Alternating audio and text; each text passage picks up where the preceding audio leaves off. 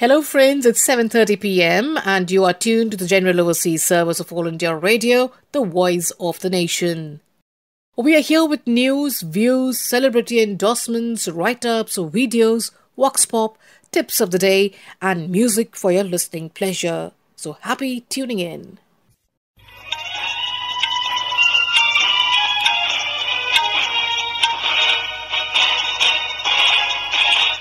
This is the General Overseas Service of All India Radio.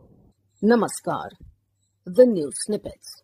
Read by Maria Albina Michael.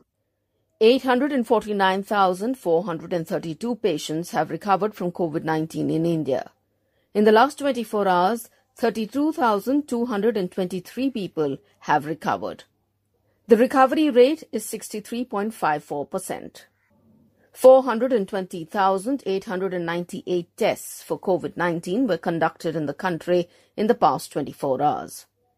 Centre has asked the states of Andhra Pradesh, Telangana, Karnataka, Bihar, Odisha, West Bengal, Assam, Jharkhand and Uttar Pradesh to rigorously implement pandemic protocols.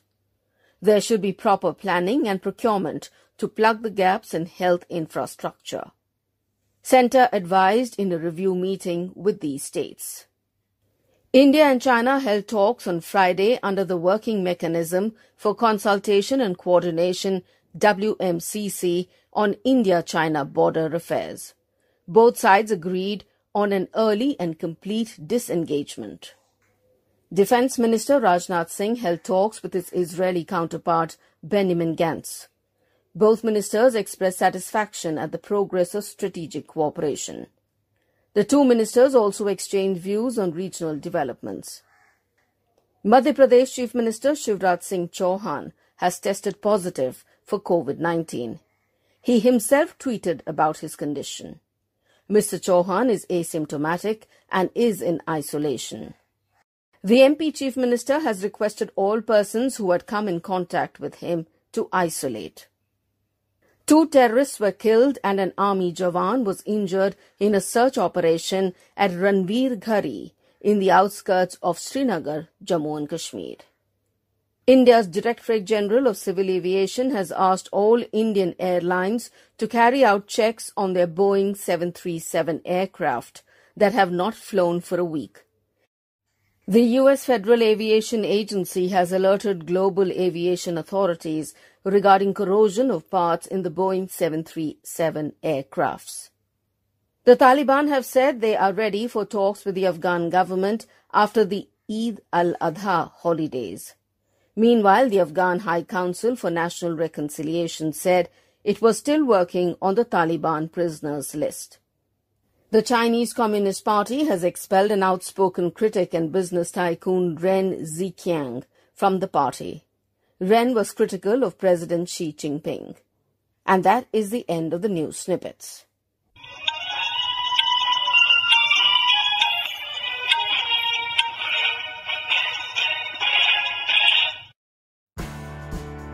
We're not just fighting an epidemic, we're fighting an infodemic. This famous quote from WHO Director General has been widely shared. So what is an infodemic? An infodemic is an excessive amount of information about a problem, making it difficult to identify a solution.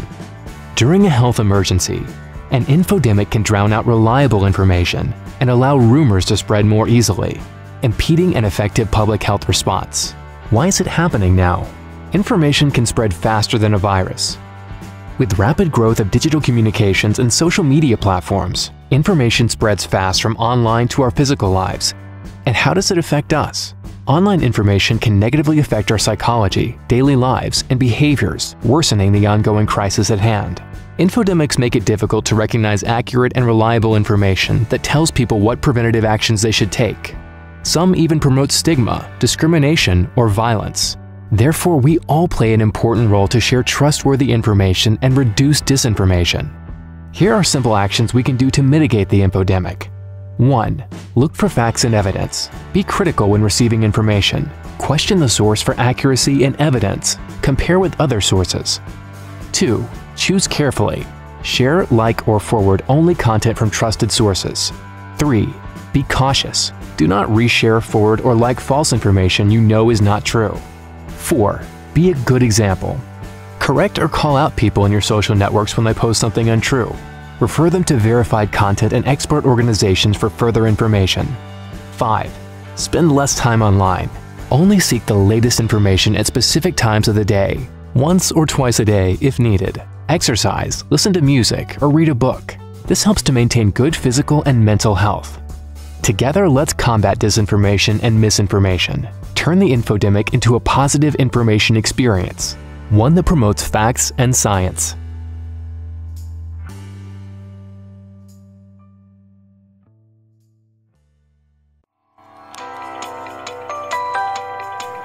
Beyond gratitude, there are things you can do to help boost your immune system.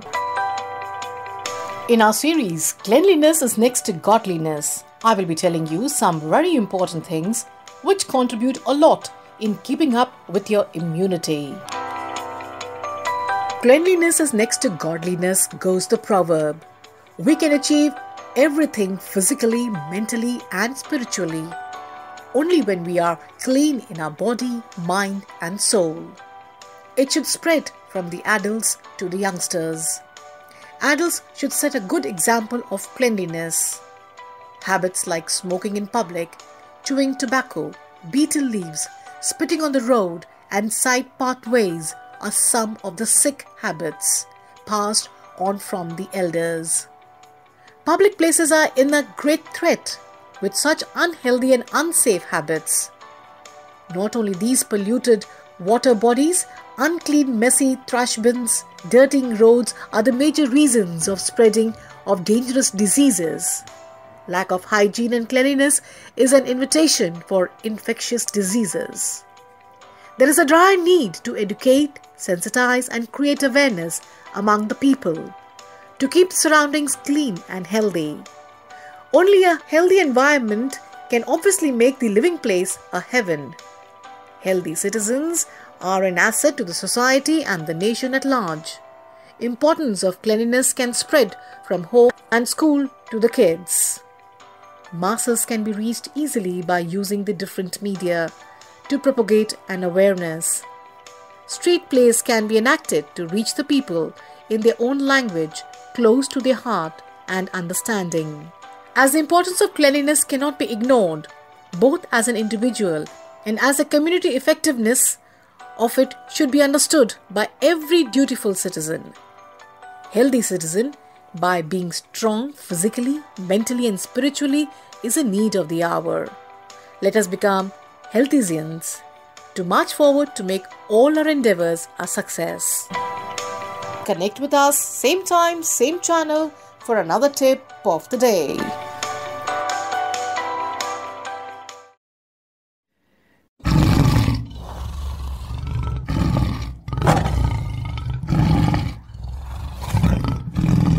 India is now estimated to be a home to around 70% of the world tigers.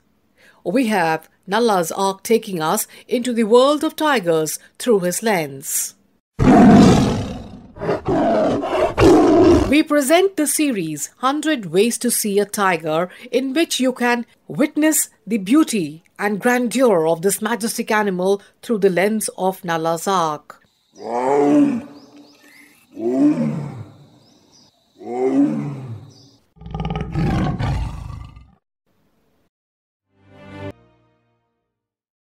And now a peep into Kaziranga.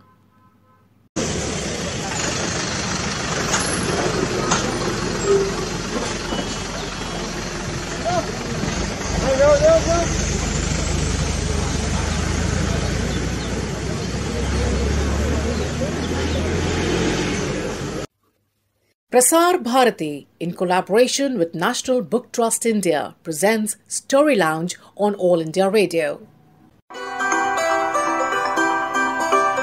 Contrary to popular perception, reading habits are not on the wane due to multiple sources of information emerging on digital platforms. Yet, book publishing is on a downslide.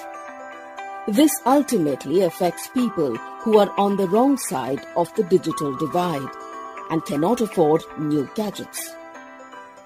To support them, Prasar Bharati and National Book Trust have come together to promote books over the radio, which is an affordable medium in the context of our socio-economic milieu. Today we have for you a story about tea in our program Story Lounge. It's an adventure story set in the background of tea gardens and explains all about the growing and processing of tea. This is authored by Anup Kumar Datta. Hello everyone, I am Arup Kumar Datta. Today I'll tell you about my book, A Story About Tea. The book is illustrated by Mrinal Mitra. As the title implies, the book informs you about the most popular hot beverage in the world, tea. It tells about how tea plants are cultivated, the leaves plucked and dried, and then converted in the factory to the black or brown granules that we brew for drinking. Now, don't turn away. A Story About Tea is not a book on botany. It is, in fact, a thrilling adventure story about a group of gutsy young children who used their brains to help the authorities nab a bunch of thugs. The information about tea is woven within the adventure story. Rajveer Singh, a Sikh boy, and Pranjal Barua, a youngster from Assam, study in the same school in Delhi and are the best of friends. Pranjal's father is the manager of the Dhekiabari Tea Garden in the northeast Indian state of Assam. During the summer vacation, Pranjal invites Rajveer to come with him to Assam, and his friend accepts. Arriving at Dhekiabari, apart from Pranjal's parents and his sister Alka, Rajveer also meets Mongla, son of Bircha, the watchman of the tea garden. In the past, Pranjal and Mongla had shared many adventures together, and they were in for another one this time too, playing games, swimming, and fishing in the nearby river. Rajveer imagined that tea garden life was a quiet one, but he was in for a surprise. First came the news of a leopard which was prowling about at night in the garden. A tea worker, Sawana, had sighted the leopard. The animal, according to Sawana, had killed one of the bulls and dragged the carcass away. Pranjal's father kept vigil for 3 nights, rifle in hand, but failed to spot the animal. More excitement was to come. 50 tea chests, packed with high-quality tea worth lakhs of rupees, which had been stored in the garden warehouse, ready to be dispatched to the tea auction center, had mysteriously vanished overnight.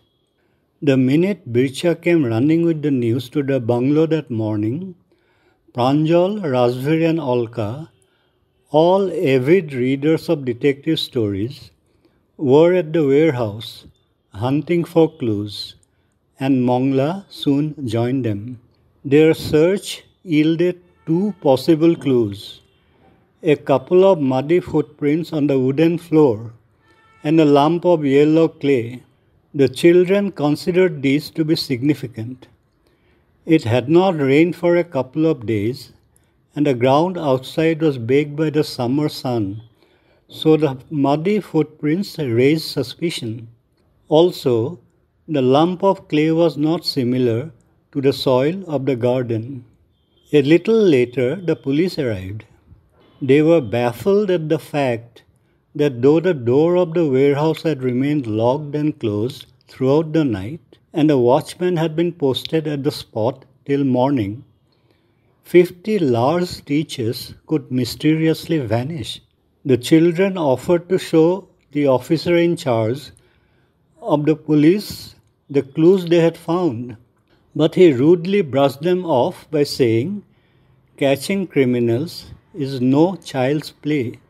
Since the warehouse door had remained locked and the watchman Bircha had the only keys, the police came to the conclusion that he had actively helped in the crime. They arrested Mongla's father and the garden's dispatch clerk and took them to the local police thana for questioning. Mongla was distraught. He knew that his father, who had worked over 20 years in the garden, was innocent. The children put their heads together and tried to solve the puzzle.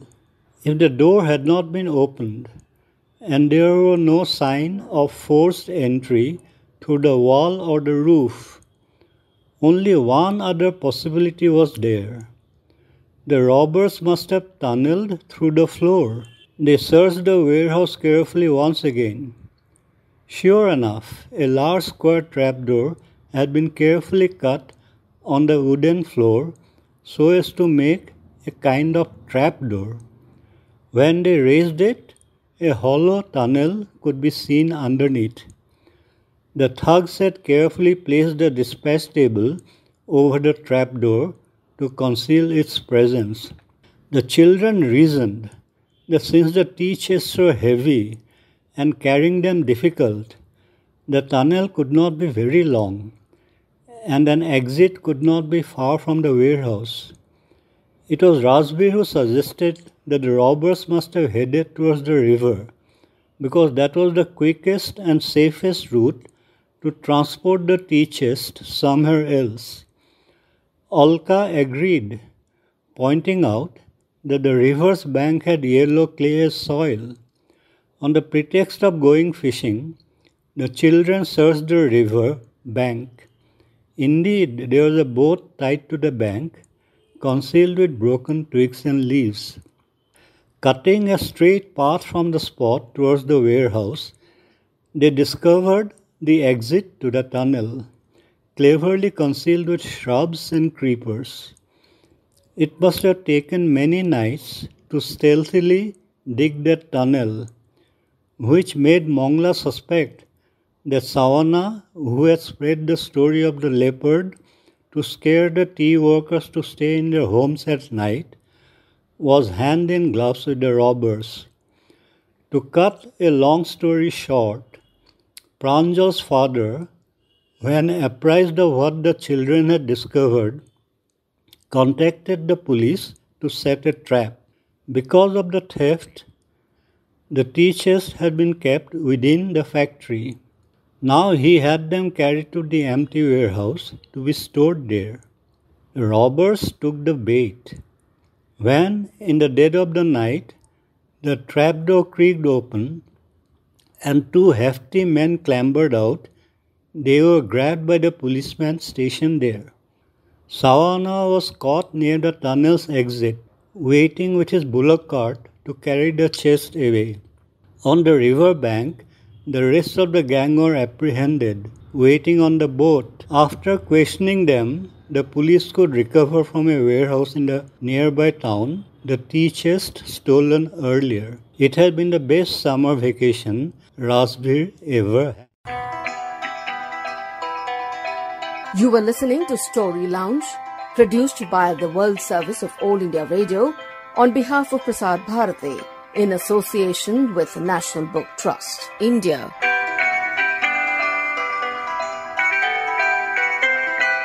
Story Launch comes to you every day, same time, same channel.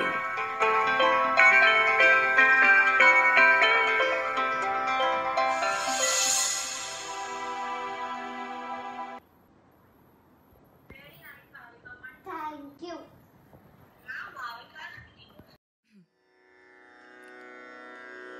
देना बदरा छाए छाए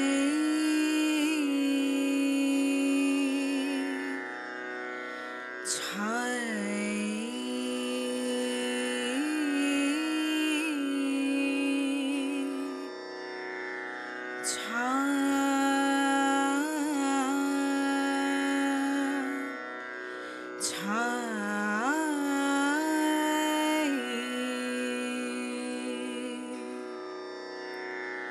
बदरा छाई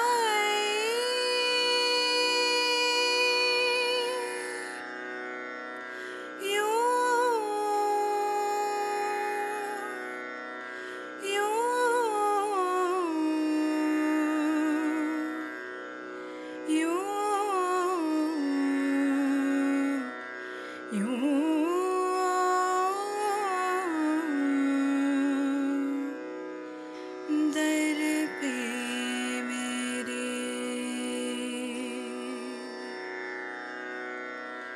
रहना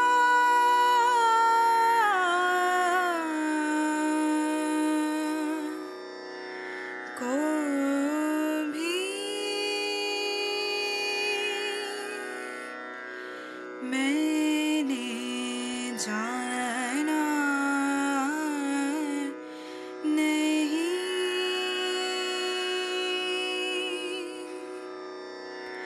रहना को भी मैं जाना नहीं जो तू